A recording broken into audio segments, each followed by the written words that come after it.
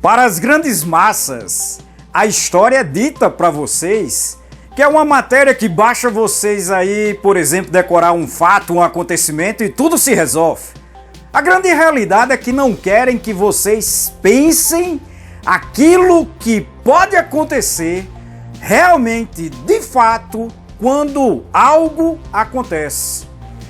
Porém, de um modo muito diferente, para aqueles que governam, para aqueles que lideram, para aqueles que estão ali acima ou no governo, ou até mesmo acima de governos, a história é fundamental. Eles conhecem, se aplicam, e quando ele mesmo não conhece, ele busca ter pessoas que conhecem e vão auxiliá-lo no governo ou com relação aos próprios governos. Falemos então aí um pouco para vocês sobre esse chamado Plano Marshall. O general e, no caso, idealizador do Plano Marshall, secretário de Estado dos Estados Unidos, era uma pessoa bem interessante, conhecedor, por exemplo, daquilo que aconteceu depois da Primeira Guerra Mundial, o caos que vai se abater, a miséria, a formação de grupos cada vez mais radicais que vão, ao longo da década de 20, tomar o poder em diversos países europeus. Ciente disso, ciente desses acontecimentos, e que grande parte dessas mudanças, como a criação do nazismo, do fascismo e de grupos que vão tomar o poder e mudar significativamente esses países europeus, quando não até mesmo fora da Europa, em outros países. E, como eu já disse, isso estava implicitamente ligado ao isolamento dos Estados Unidos, àquela situação em que eu tô aí de boa, vocês aí que se viram, a guerra foi sua, essa destruição, essa miséria foi de vocês.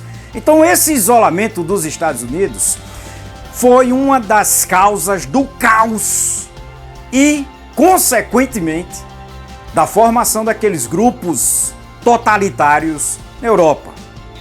Agora, diante disso, mesmo então vitoriosos na Segunda Guerra Mundial, o planejamento estratégico, olhando aquilo que aconteceu no passado, vai ser bem diferente. Por isso também nós vamos ter o Plano Marshall, mas não só por isso, é porque o mundo agora, depois da Segunda Guerra Mundial, tinha duas superpotências que são antagônicas, são diferentes em si e que brigam pela hegemonia do mundo. Simplesmente isso, só tipo o domínio global.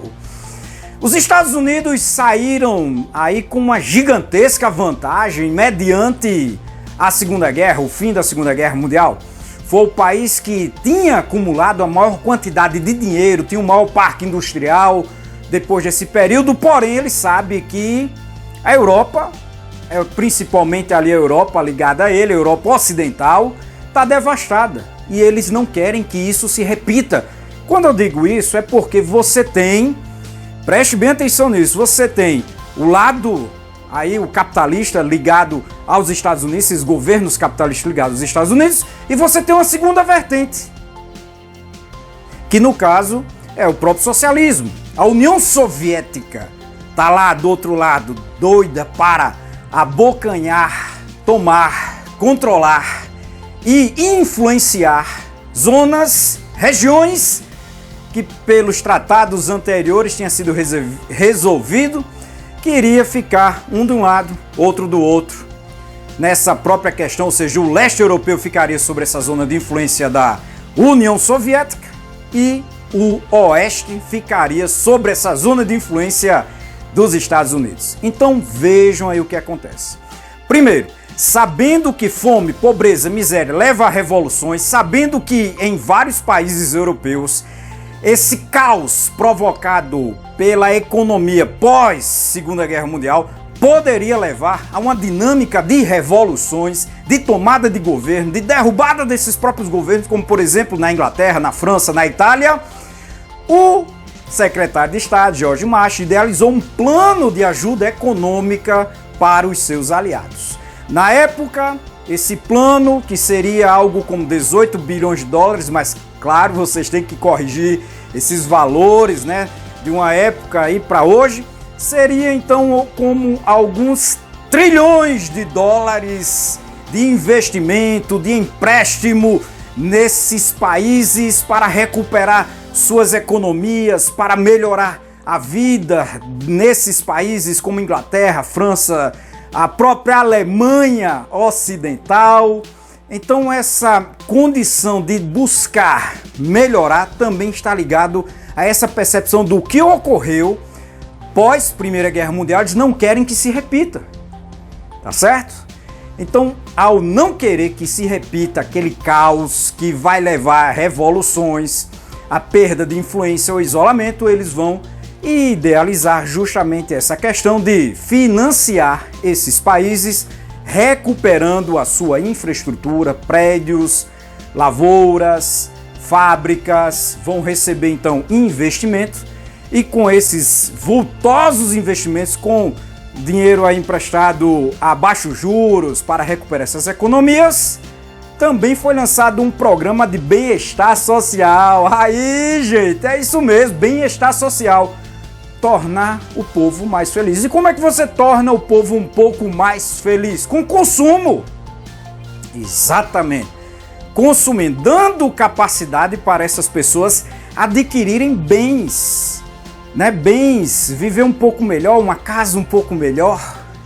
Aí, móveis, eletrodomésticos, carro, casas mais bonitas, melhores, com infraestruturas melhores. Então, aí também a saúde, a habitação. Então, esses investimentos nessas regiões, aumentando também, no caso, o número de emprego, e com isso, aumentando os salários e a renda dessas populações, você tem aí um bem-estar social muito melhor do que em períodos anteriores. Resultado, as pessoas vão ficar mais contentes, e vocês observam o que vai acontecer, por exemplo, entre a Alemanha Oriental e a Alemanha Ocidental, que as pessoas estavam então também fugindo da Alemanha Oriental para a Alemanha Ocidental, essas regiões dominadas pela União Soviética, por causa também das dificuldades que essas regiões passavam, né, como por exemplo na questão econômica, da dificuldade do modo de vida. Então esse plano, que vai ser estruturado e vai ser colocado em prática a partir de 1947 até 1951, embora tenha efeitos longos, prolongados na melhoria na condição de vida desses países, no enriquecimento, principalmente aqueles que mais receberam dinheiro, Inglaterra, França e Itália, que melhoraram também, né, esses próprios padrões, a população também vai ficar bem feliz. Claro que os Estados Unidos não são bestas, e entre as próprias medidas que estão ligadas ao plano, né, chamado Plano Marshall, nós temos aí mais e mais países sendo movidos para a esfera de influência dos Estados Unidos, o que não era algo necessariamente ruim, mas, veja, teve a melhora na condição de vida, esses governos estavam mais felizes, a população mais feliz, e vão viver aí felizes, né, com essa própria situação de liberdade e mais dinheiro no bolso, melhores condições de vida, tá certo? Então os Estados Unidos lançaram isso. Claro que a União Soviética, sem as condições econômicas que os Estados Unidos tinham, vão lançar o seu próprio plano, o seu próprio modelo, mas isso aí vai ficar para outra videoaula para vocês. Não esqueçam então esse próprio plano, essa própria ação do governo dos Estados Unidos em emprestar dinheiro, né, justamente para manter essas regiões felizes e, claro, sobre a sua zona de influência, tá certo? Mantendo essa zona de influência do governo dos Estados Unidos. Com o tempo, nós podemos observar que o Plano Marshall, ele acabou por realizar uma propaganda maciça contra a própria União Soviética, pela própria melhoria na condição de vida, estabilizar a situação política e social, por exemplo, na Alemanha, principalmente a Alemanha Ocidental, além de conter o avanço do poder de partidos comunistas na França e na própria Itália, que poderiam então, nesse caso, fazer com que tivessem movimentos de rebelião e mudança, né? No caso, por exemplo, fazer com que a França mudasse para o lado ou a esfera de influência da União Soviética, se tornando mais um país socialista. Claro que não é tão simples, mas esse era o grande objetivo também dos Estados Unidos. Afinal de contas, nenhuma nação vai ajudar as outras se não tiver algo que ela possa ganhar mais. Então fica claro essa própria situação em que vão-se os anéis, mas ficam-se os dedos, ou seja, os Estados Unidos ajudaram, beneficiaram, desenvolveram de novo essas infraestruturas dos seus próprios concorrentes, mas eles tinham um objetivo claro: trazer e manter esses grupos para manter esses grupos dentro da sua esfera de influência, e grupos e países, né, como já foram citados, tá certo? E não perder para a própria influência soviética. Não esqueça então, todos vocês que estão até agora, de se inscrever no canal. É importante também que vocês dê o seu like aqui.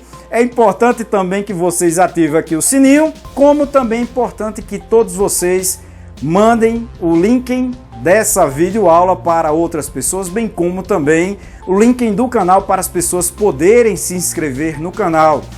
É importante também que você faça parte do canal, seja membro aí do canal, tá certo? Lá nós temos videoaulas diferenciadas com assuntos, às vezes, vamos dizer assim, um pouco mais polêmicos, mas também é importante que vocês vejam as descrições dos vídeos e, sem mais delongas, até a próxima, pessoal!